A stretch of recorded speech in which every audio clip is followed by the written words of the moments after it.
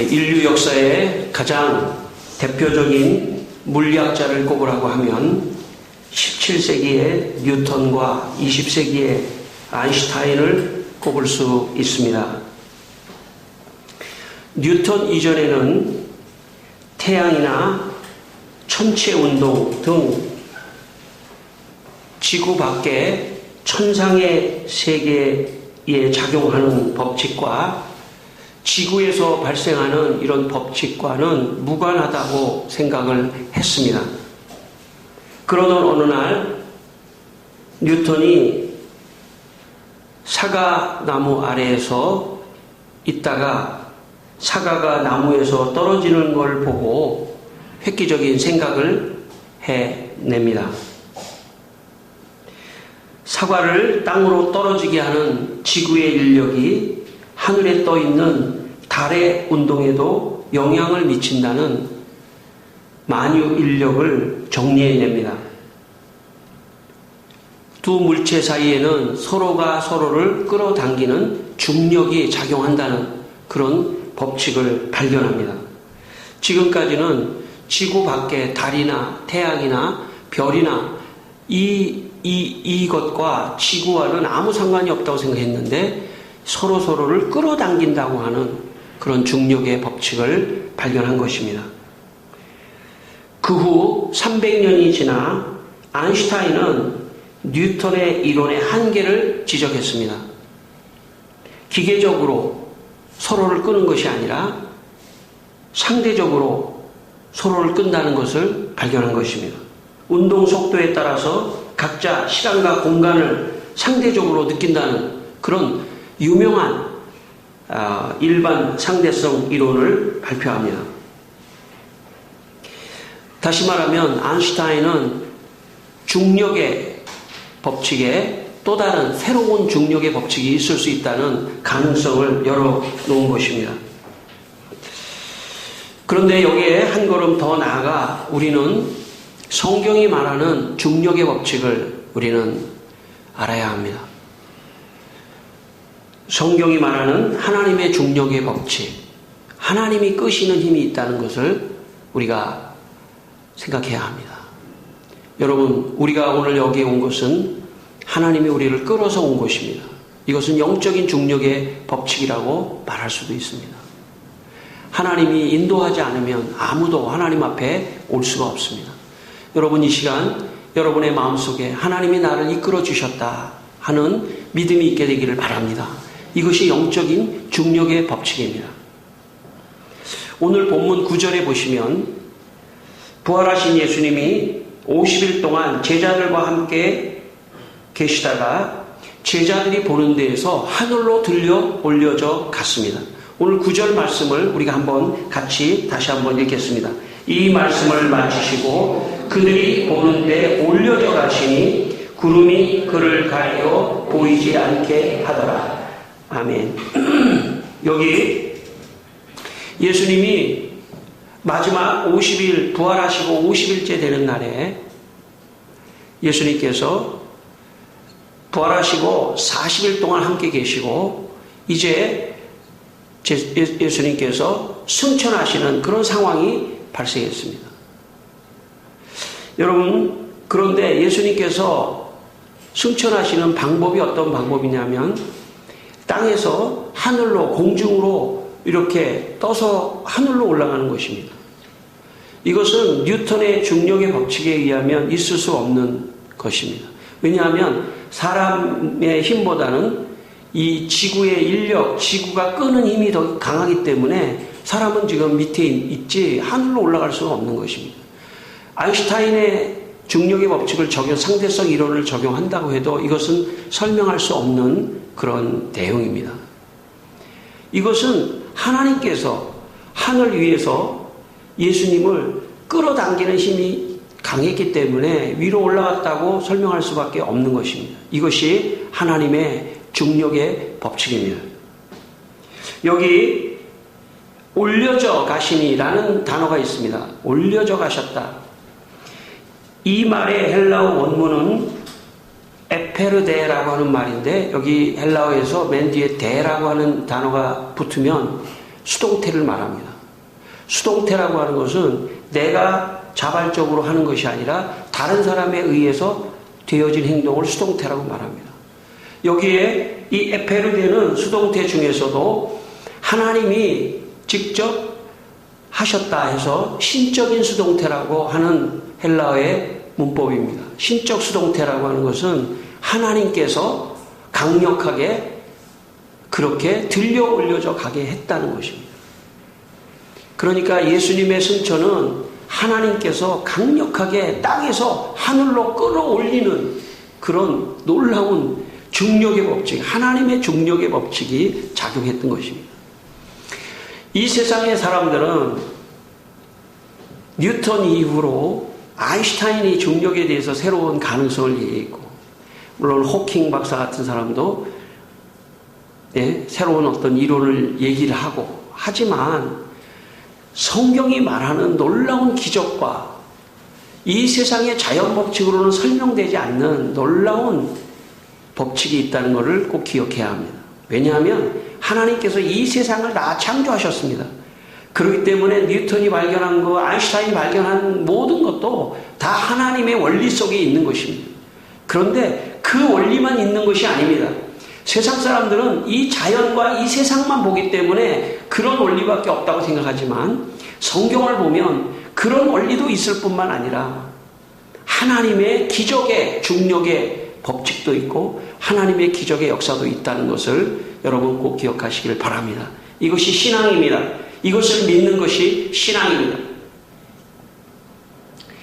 여러분 오늘 말씀해 보시면 여러분 예수님이 들려 올려진 것처럼 열왕기하 2장 11절에 보면 엘리야가 회오리 바람으로 하늘로 올라가더라 하는 말씀도 있습니다. 이 회오리 바람도 하나님께서 끌어올렸다는 그런 뜻입니다. 여러분 토마스 모어의 작품 가운데 유토피아라고 하는 유명한 작품이 있죠. 거기에 보면 어느 유토피아를 찾아가려고 사람들이 배를 타고 바다를 항해합니다. 배를 타고 바다를 항해하다가 어느 섬을 하나 발견합니다. 그 섬이 너무나 천국 같은 그런 섬을 발견합니다. 그래서 그걸 유토피아 섬이라고 명칭합니다. 그 섬의 중앙부는 200마일 정도이고 섬 전체는 500마일이고 섬에는 54개의 웅장한 도시국가들이 있습니다. 각 도시국가들은 사방 최소 12마일 정도의 경작지를 가지고 있습니다. 어떤 도시도 영토를 늘려야겠다는 욕심을 갖고 있지 않습니다. 그들은 토지를 재산으로 생각하지 않고 경작지로 생각하기 때문입니다. 매년 필요량 이상의 곡물을 생산해서 그게 초과되면 다른 도시에 보내서 모두가 다 공평하게 살 수 있는 그런 국가를 이루고 있는 그것이 유토피아입니다. 재미난 것은 그들은 10년마다 추첨을 해서 집을 바꿉니다. 살림집을 바꿔서 집에 대한 욕심도 갖지 않도록 하는 그런 유토피아. 토마스 모어가 기독교인으로서 천국을 생각하면서 이 땅에 한 섬을 상정하고 거기를 마치 천국과 같이 그리고 있습니다. 그러나 오해하지 말아야 될 것이 하나가 있는데 천국은 이 땅에 있지 않다는 것이 중요합니다. 그것이 예수님이 하늘로 올려져 간 이유입니다. 만약에 예수님이 유토피아와 같이 어떤 곳에 어떤 섬에 천국이 있다면 예수님은 하늘로 올라가지 않았을 겁니다. 하늘로 예수님이 올라가셨다는 것은 하늘의 어느 공간 안에 천국이 있다는 것을 공간적으로 의미하는 것입니다. 고린도후서 12장 2절에 바울이 이렇게 말합니다. 그는 자기의 경험을 이렇게 소개하는데 이렇게 말합니다. 그는 바울은 말합니다. 14년 전에 셋째 하늘에 이끌려 간지라. 그가 낙원으로 이끌려가서 말로 표현할 수 없는 말을 들었으니 그런 성경 구절이 있습니다. 바울이 셋째 하늘로 올라갔다는 겁니다. 셋째 하늘. 여러분 첫째 하늘은 우리가 보는 이 하늘인 첫째 하늘일 수도 있습니다. 어쩌면 둘째 하늘은 우주 공간이 둘째 하늘일 수도 있습니다. 셋째 하늘이라고 하는 천국, 낙원이라고 하는 셋째 하늘로 바울이 자기의 영이 가서 경험하는 이야기를 고린도후서에 말씀하고 있습니다. 거기가 낙원입니다. 요한계시록 4장 1절에 보면 이 일 후에 요한이 천국을 본 이야기를 하는데 이렇게 소개합니다. 이 일 후에 내가 보니 하늘에 열린 문이 있는데, 하늘에 열린 문이 있는 겁니다. 셋째 하늘에 가면 그 안에 어떤 열린 문이 또 있는 것 같습니다.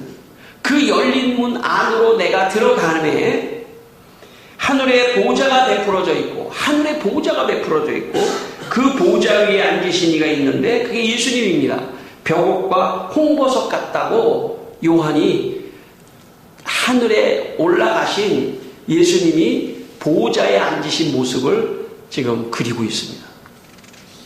그러므로 여러분, 예수님이 하늘로 올라가셨다고 하는 것은 단순하게 사람들에게 나 하늘로 공중 부양했어라는 것을 보여주려고 하는 것이 아닙니다. 예수님이 하늘로 들려져 올라가셨다는 것은 천국을 향하여 가셨다는 것을 의미하는 것입니다. 요한복음 14장 2절로 3절에 이런 말씀이 있습니다.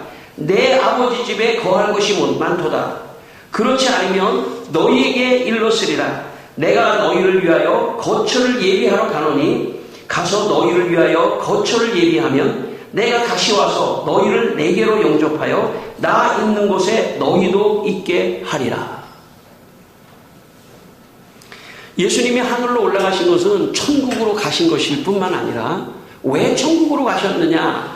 거기에서 우리의 거처를 마련하기 위해서 가셨다고 성경은 말씀합니다. 여러분, 이 세상에서 집이 있으면 안정되게 살 수가 있죠.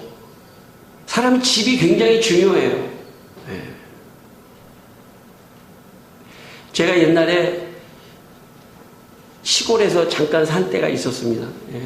서울에 왔는데 일을 보고 늦게 이제 내려갈까 말까 하다가 내려가지 못하고 어느 집에 들어갈 상황이 아니었어요. 그래서 제가 휴게소에서 차를 대놓고 밤새 잠을 자고 내려갔던 기억이 있습니다. 아, 집이 굉장히 중요하구나. 그런 생각을 제가 한 적도 있습니다. 집이 굉장히 중요한 거예요. 이 세상에서. 이 세상에서 굉장히 집이 중요합니다. 그래서 집이 없는 사람은 굉장히 참 불안한 삶을 살죠. 집이 없다는 거는 참 어려운 얘기예요. 근데 그 집이라고 하는 게 꼭 내 집이어야 되느냐, 전세해야 되느냐, 월세해야 되느냐, 이것도 또 달라지는 얘기죠. 아마 하나님의 나라가 없다고 생각하는 사람은 악착같이 내 집을 마련해서 살아야 된다고 생각할지도 몰라요. 그러나 그리스도인들은 어떤 상황이든지 이 세상에서 그냥 거처에 사는 것으로 마치 여행을 하는 사람처럼, 여행을 하는데 어느 호텔 하나를 사는 사람이 어디 있습니까? 어느 방 하나를 사는 사람이 어디 있습니까? 렌트하는 거지. 어디 여행을 가도 제주도에 여행을 가도 어디 가도 자동차 하는데 그걸 자동차 사는 사람이 어디 있습니까? 다 렌트해서 쓰죠. 그래서 외국 사람들은 기독교의 정신이 있는 사람들은 렌트하는 문화예요. 렌트하는 문화. 왜 그럴까요? 왜냐하면 우리의 진짜 집은 천국에 있기 때문에, 우리의 진짜 거처의 집은 천국에 있어요. 거기에 완전히 영원히 살 수 있는, 누가 나가라고 그러지도 않고 월세 내라고 그러지도 않고 영원히 살 수 있는 그런 천국의 거처가 있다는 믿음을 가지고 있기 때문에, 이 세상은 잠깐 지나가니까 이 세상에 돈을 버는데, 그래서 뭔가 이 세상에다가 쌓아두는 것에 집착하지 않고 어느 정도 적당한 수준에서 중요한 일이 무엇인지에 대해서 거기다 투자하면서 살아가는 것이에요. 그렇다고 여러분 집 사지 말라는 그런 뜻은 절대 아닙니다. 근본적으로 우리의 거처는 하늘에 있다는 것을 꼭 기억할 필요가 있습니다. 여러분, 하늘에 여러분의 집이 있으니까 여러분 나 집 없다 그렇게 생각하지 마시고 나 집 있다 생각하고 자부심을 갖고 살게 되기를 바랍니다. 제일 불쌍한 사람이 어떤 사람이냐면 하늘에 집이 없는 사람이에요. 여러분 하늘에 집이 있는 줄 믿으시기를 바랍니다. 여러분이 여기 앉아 계신다는 것은 이미 하늘의 구원을 받고 예수님이 승천한 이유는 내 집을 지금 거기다 마련하기 위해서 가셨다는 거예요. 놀라운 일이죠. 그러니까 여러분 예수님의 승천은 교회가 십자가 얘기 많이 하고 부활절 얘기 많이 하는데 사실 승천에 대해서 얘기해야 됩니다. 승천은 현실적인 문제예요. 나를 위해서 천국에 가셔서 거처를 예비하는 놀라운 축복의 역사입니다. 예수님이 승천하신 것을 여러분 우리는 선포해야 돼요. 예수님의 승천은 곧 내 거처를 마련하는 것이고 내 거처가 마련되면 자유롭습니다. 여러분에게 이 승천의 믿음이 있기를 바랍니다. 왜냐하면 우리도 예수님과 같이 마지막에 우리가 죽지 않는다면 이 세상에서 가장 행복한 사람은 어떤 사람이냐면 죽지 않는다면 우리도 예수님같이 하늘로 들려 올려지는 그런 놀라운 역사가 데살로니가서에서 말씀하고 있습니다. 우리 시대에 예수님이 오시기를 바랍니다. 그러면 우리는 죽지 않고 하늘로 들려 올려지는 그래서 천국에 가는 놀라운 역사가 일어날 것입니다. 오늘 본문 9절에 보시면 구름이 예수님이 올라가시는데 구름이 예수님을 가리웠다 이렇게 말씀합니다. 10절에 보면 제자들이 하늘을 쳐다봤습니다. 올라가실 때 제자들이 자세히 하늘을 보고 있을 때 흰 옷 입은 두 사람이 그들 곁에 서서 말씀했습니다. 11절 우리가 한번 읽겠습니다. 이르되 갈릴리 사람들아 어찌하여 하늘을 쳐다보느냐 너희 가운데서 하늘로 올려지신 이 예수는 하늘로 가심을 본 그대로 오시리라 하였느니라. 여기 구름이 가려지면서 예수님이 하늘로 쫙 올라갔는데요. 예수님이 다시 오실 때 어떻게 오시느냐? 예수님이 다시 오실 때 바로 이렇게 하늘에서 공중에서 구름을 타고 구름과 함께 오신다고 지금 제자들에게 말씀했습니다. 이게 왜 중요하냐면 1920년대 우리 한국 교회에 좋지 않은 신비주의 영향을 미친 스페덴볼이라고 하는 외국 사람이 있었습니다. 그 사람은 1600년대의 과학자입니다. 스페덴볼이라고 하는 사람이 책을 썼는데 천국과 지옥이라는 책을 썼습니다. 그런데 그 천국과 지옥이라는 책에서 그는 이런 말을 합니다. 주의 징조가 하늘에서 나타나고 주께서 나팔든 천사들과 함께 구름을 타고 오신다고 믿지만 그렇게 믿는 사람들은 말씀에 숨겨진 속뜻이 있음을 모르는 것이다. 주께서 하늘 구름을 타고 권능과 영광으로 오신다는 것은 말씀 안에 임하시는 것과 계시를 의미한다. 이런 식으로 말씀을 왜곡했습니다. 성경은 분명히 예수님이 공중으로 들려 올라가셨고 내려오실 때 재림하실 때는 그대로 하늘에서 그 모습으로 내려오신다고 이야기를 했는데 스페덴보리는 그게 아니라 하나님은 계시로 우리에게 오시는 게 곧 예수님이 재림하시는 것이다. 이런 식으로 왜곡해서 해석했습니다. 그래서 스페덴보리의 영향을 받은 대한민국의 모든 이단들은 다 그렇게 믿고 있습니다. 잘못된 거죠.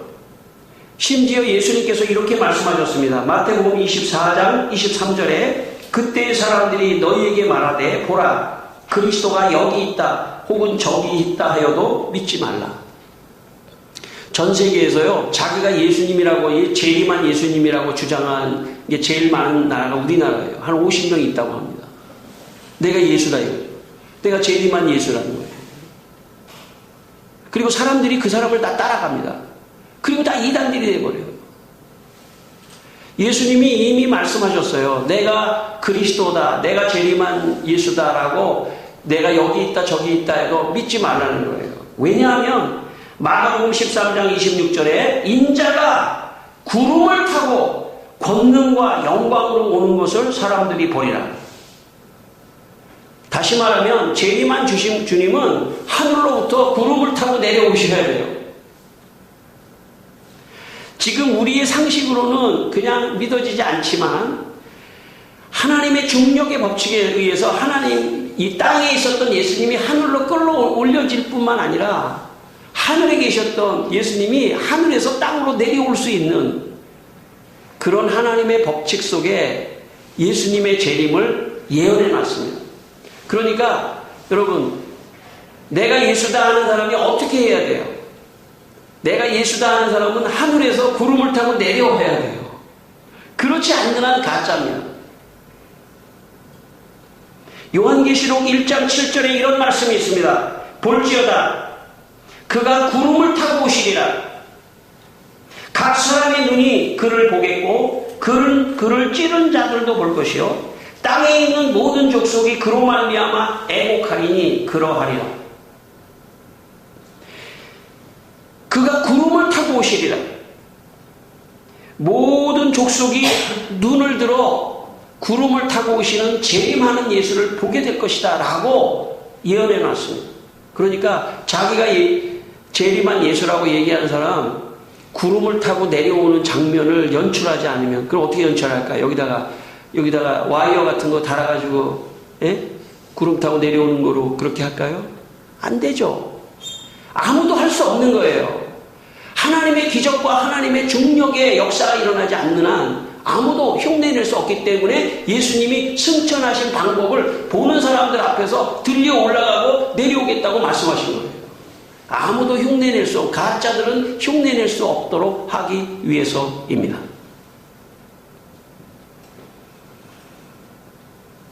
(1992년 10월 28일) 수요일 12시 정각에 예수님이 재림한다고 하는 시한부 종말론을 주장했던 사람들이 있습니다. 이장님이라고 하는 다미선교에서 주장한 주장인데 그 장면은 한국 사회 전체를 어렵게 했습니다. 1992년 10월 28일 수요일 날입니다. 12시. 저도 그 장면을 TV와 모든 것을 생중계로 보고 있었습니다. 1000여 명의 사람들이 다미선교회 안으로 몰려들기 시작했습니다. 전국에서. 전주의 감남산 교회에서는 촬영을 했는데 수백 명의 사람들이 열광적으로 흰옷을 입고 열광적으로 기도하고 있었습니다. 그 옆에는 대형 비닐 천막 안에 사람들이 다 들어가서 기도하고 열광적으로 찬송하고 기다리고 있었습니다. 저는 TV를 보면서 저건 가짜다 하는 것을 금방 알 수 있었습니다. 왜냐하면 예수님이 재림하시는 것은 교회 안에서 들어가 있으면 안 됩니다. 비닐 안에 들어가 있어도 안 됩니다. 어디 나가 있어야 되냐면 밖에 나가 있어야 돼요. 공중에서 내려오시는데 밖에서 나가서 있어야지 예수님을 보지 않습니까? 교회 안에 들어가면 볼 수가 없어요. 이게 지금 공중이 보이지가 않지 않습니까? 저는 그걸로도 저건 가짜다 이런 생각을 했습니다. 그러므로 여러분 교회 생활을 하면서 사실은 가장 참 위험한 것은 그것은 뭐냐면 이단에 빠지지 않는 것입니다. 그때 여러분 수백 명, 수천 명의 사람들이 불발이 됐지만 그 사람들이 그냥 생각을 고치고 있을까 이렇게 생각할지 모르지만 그렇지가 않습니다. 제가 아는 분도 그렇고 다음에 또 오실 거야. 다음 달에 오실 거야. 또 오실 거야. 끊임없이 병적으로 거기에 그냥 매몰되어 있습니다. 그래서 바르게 말씀을 배우고 바르게 신앙생활하는 것이 굉장히 중요합니다. 그렇지 않으면 이단의 어떤 유혹과 사상에 영향을 받을 수도 있기 때문에 끊임없이 우리는 말씀 속에서 다시 한번 말씀을 생각해보고 말씀이 기준이 되는 그런 신앙생활을 해야 됩니다. 자, 그렇다면 말씀의 신앙생활을 하는 사람들은 예수님이 공중에서 내려오셔야만이 예수님의 재림이라는 것을 믿을 수 있는 것입니다. 반대로 교회에서 신앙생활하는 사람들은 이 지점에서 어려움을 당할 수도 있습니다. 다시 말하면 예수님이 이웃을 사랑하라, 그런 도덕적이고 윤리적인 것까지는 좋은 말씀이니까 내가 받아들일 수 있습니다. 예수님이 십자가에서 돌아가셨다, 이건 역사적 팩트일 수 있어요. 거기까지 받아들일 수 있습니다. 그러나 그 예수님이 부활했느냐라고 하는 지점에서 내 신앙이 진보하지 못할 수도 있습니다.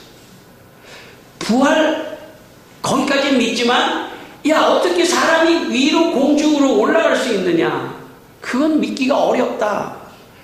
야, 올라가는 거, 근데 그분이 위에서 또 내려오는 것도, 그것도 믿기가 어렵다. 신앙에는 단계가 있습니다. 처음에는 도덕적이고 윤리적인 것이 내 마음 안에 편안하게 믿어지지만 하나님의 은혜가 임하면 부활도 믿어지고 승천도 믿어지고 재림도 믿어지는 은혜가 있는 것입니다. 저는 여러분들에게 강요는 아니지만 하나님의 은혜가 임해서 이 네 가지까지가 다 믿어지는 은혜가 있기를 바랍니다. 이 네 가지가 다 믿어질 때 신앙인이 된 겁니다. 나는 지금 온전한 신앙인으로 가는 과정에 있을 수도 있습니다. 여기 계신 분 중에는. 그러나 꼭 기억하십시오. 예수님이 내 죄를 위하여 십자가 지셨고, 그래서 그 내 죄가 용서함을 받았고, 예수님이 부활하셨고, 예수님이 부활한 것처럼 나도 부활하고, 예수님이 승천하신 것처럼 나도 승천하고 천국에 가고, 예수님이 재림하시는 것을 믿는다. 여기까지가 신앙 고백이고 여기까지가 신앙입니다. 저는 여러분의 인생에 여기까지 믿는 은혜가 임하기를 바랍니다. 여러분, 이 다미성교회와 이런 어떤 열광적인 종말론자, 사실은 다 나쁜 사람은 아니죠. 성경을 오해했기 때문에 그런 것입니다. 특별히 어떤 점을 오해했다고 볼 수 있냐면 예수님의 마음을 오해한 것입니다. 여러분, 재림이라고 하는 것은 두 가지 의미가 있는 것입니다. 재림하셨다고 하는 것은 믿는 사람들을 구원하는 역사가 있을 뿐만 아니라 재림하셔서 믿지 않는 자를 심판하시는 순간입니다. 그러니까 예수님의 재림은 두 가지의 상황이 벌어지는 것입니다. 재림하시면 받는 사람이 있는가 하면 심판받는 사람이 있는 것입니다. 그래서 베드로후서 3장 9절에 예수님이 이렇게 말씀하셨습니다. 주의 재림의 약속은 어떤 이들이 더디다고 생각하는 것 같이 더딘 것이 아니라 오직 주께서는 너희를 대하여 오래 참으사 아무도 멸망하지 아니하고 다 회개하기에 이르기를 원하시느니라. 그러니까 초대교회에서부터 예수님이 재림하신다고 했는데 왜 재림하시지 않는가? 왜 이렇게 늦어지는가? 그것은 예수님 스스로가 한 사람이라도 더 구원 얻을 수 있는 기회와 시간을 주기 위해서 그렇게 지금 지연하고 있다고 말씀하는 것입니다. 그러니까 열광적인 종말론자들은 어서 오십시오. 어서 오십시오. 맞죠? 예수님 어서 오시는 건 맞는데 목적은 뭐냐면 자기가 구원받기 위해서 어서 오시라는 것입니다. 그러면 위에서 예수님이 그 사람에게 이렇게 질문할 것입니다. 너만 구원받기 위해서 내가 갈 수 있지만 그러나 네 옆에 있는 사람은 죽어가고 있는데 심판을 받아야 되는데 그래 내가 빨리 가야 되겠니? 라고 예수님이 어쩌면 그 사람에게 이야기할지도 모르겠습니다. 오늘 우리의 입장으로 보면 예수님은 빨리 재림해서 오셔야 합니다. 그러나 내 주위에 예수님이 오심으로써 피해를 볼 수 있는 사람이 있기 때문에 예수님이 지연하시고 계신다는 것을 생각하고 오히려 우리의 입장에서는 이렇게 말해야 될지도 모르겠어요. 예수님 잠깐만 기다려 주십시오. 우리 가족 중에 구원해야 될 사람이 있습니다. 친구 중에, 우리 이웃 중에 내가 구원해야 될 사람이 있습니다. 잠깐만, 조금만 기다려 주십시오. 라고 어쩌면 기도하는 게 정상인일지도 몰라요. 나만을 위해서 주님 빨리 오십시오. 라고 한다면 자기만을 알고 있는 사람일 가능성이 많죠. 주님, 잠깐만 기다려 주십시오. 잠깐만 기다려 주십시오. 내 구원해야 될 사람이 있습니다. 주님의 재림을 잠깐 멈춰 주십시오. 그렇게 예수님을 향해서 기도하는 사람이 저는 상식적인 사람이고 정상인이라고 생각합니다. 오늘 왜 우리가 여기 있습니까? 여러분의 개인을 위해서만 있는 것은 아닙니다. 왜 교회가 여기 있어야 합니까?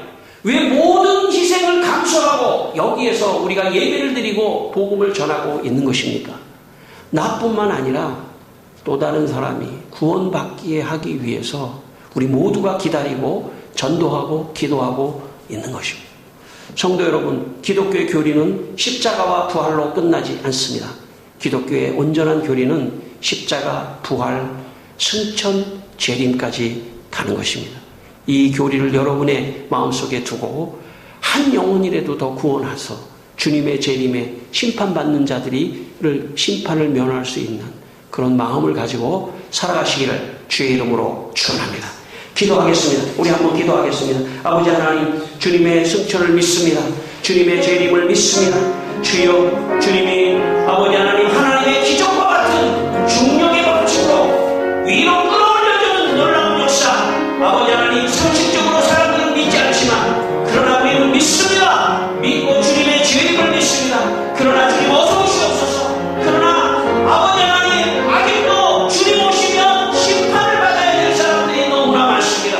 저들에게 복음을 전하고 한 사람이라도 더 구원할 수 있는 기회를 우리가 위하여 교회를 여기서 지켜내고 우리가 복음을 전하고 하나님 나라 사랑하는 아버지 하나님 함께하여 주시고 도와주시고, 주여 아버지 하나님, 우리 성도들 부활, 십자가, 부활과 승천과 재림까지 다 온전하게 믿는 성도들이 될 수 있도록 축복하여 주시옵소서. 아멘. 할렐루야. 하나님 아버지, 우리 성도들이 십자가와 부활뿐만 아니라 승천과 재림도 믿는 온전한 신앙인들이 되게 하여 주시옵소서. 예수님의 이름으로 기도드리옵나이다. 아멘.